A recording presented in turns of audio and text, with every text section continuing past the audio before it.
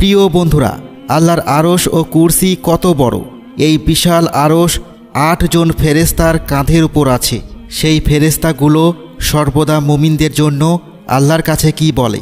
এই ফেরেশতাদের আকৃতি ও বিশালতা সম্পর্কে জানলে আপনি অবাক হয়ে যাবেন। এই সমগ্র মহাবিশ্বের স্রষ্টা আল্লাহ রাব্বুল আলামিন, যিনি মাত্র 6 দিনে এই মহাবিশ্ব সৃষ্টি করেছেন। অতঃপর তিনি আরশ আজিমে সমাসীন হন। কোরআনে একাধিক আয়াতে বর্ণিত হয়েছে যে তিনি আরশে সমাসীন হয়েছেন। সূরা তহা আয়াত 5। এবং অন্যত্র বর্ণিত হয়েছে আল্লাহ তাআলা, যিনি আসমানসমূহ সৃষ্টি করেছেন, তিনি আকাশমণ্ডলীকে কোনো প্রকার খুঁটি ছাড়াই মহাশূন্যে স্থির করেছেন। অতঃপর তিনি আরশের উপর অধিষ্ঠিত হয়েছেন। সূরা রদ আয়াত 2।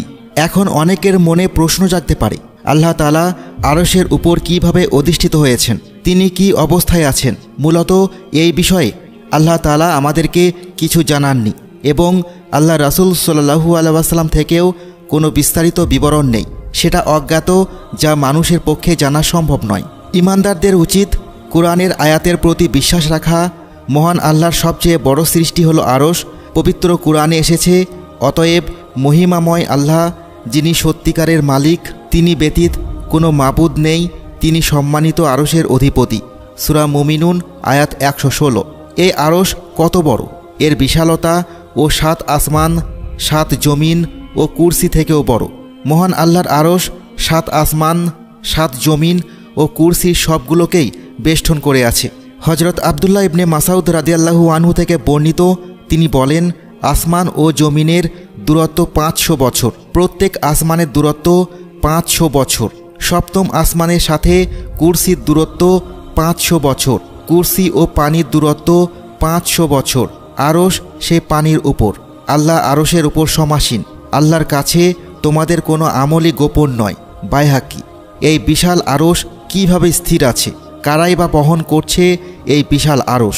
এ বিষয়ে আল্লাহ তাআলা কোরআন মাজিদে ইরশাদ করেছেন, যারা আরশ বহন করে এবং যারা এর চারপাশে আছে, তারা সর্বদা তাদের পালনকর্তার প্রশংসাসহ পবিত্রতা বর্ণনা করে, তার প্রতি বিশ্বাস স্থাপন করে এবং মুমিনদের জন্য ক্ষমা প্রার্থনা করে।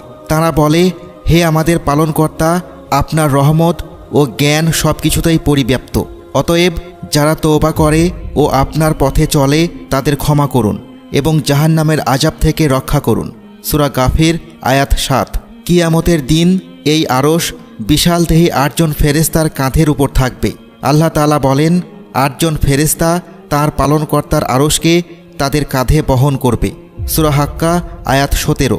আরশ বহনকারী ফেরেশতাদের বিশালতা সম্পর্কে হযরত জাবের রাদিয়াল্লাহু তাআলা আনহু থেকে এক হাদিস বর্ণিত হয়েছে।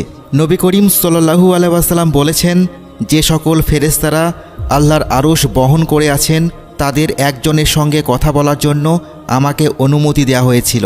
তার কানের লতি থেকে কাঁধ পর্যন্ত স্থানের দূরত্ব হল 700 বছরের দূরত্বের সমান। আবু দাউদ 4727। মহান আল্লাহ তাআলার আরশের অনেকগুলো খুঁটি রয়েছে, যেভাবে সিংহাসনের খুঁটি থাকে।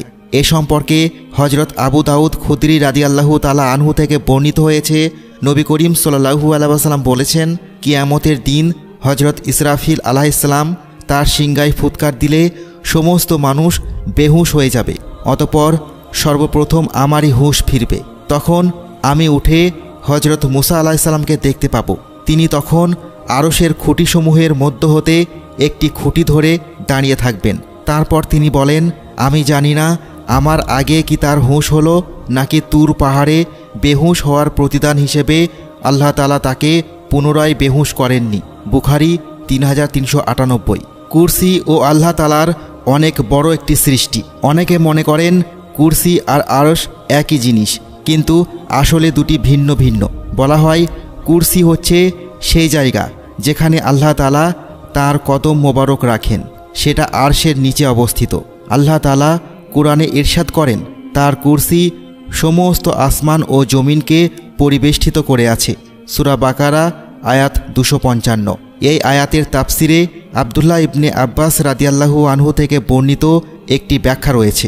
তিনি বলেন, কুরসি হলো 2 পা রাখার স্থান এবং আরশের বিশালতার পরিমাণ আল্লাহ ছাড়া কেউ অনুমান করতে পারে না। আরেকটি হাদিসে হজরত আবু যর গিফারি রাদিয়াল্লাহু আনহু থেকে বর্ণিত, তিনি বলেন, নবী সাল্লাল্লাহু আলাইহি ওয়াসাল্লামকে কুরসি সম্পর্কে প্রশ্ন করা হলে তিনি বলেন, আরশের তুলনায় কুরসির আকার ভূপৃষ্ঠের কোনো বিশাল মরুভূমিতে নিক্ষিপ্ত একটি আংটির মতো, আর কুরসির তুলনায় আরশের আকার আংটির তুলনায় বিশাল মরুভূমির মতো।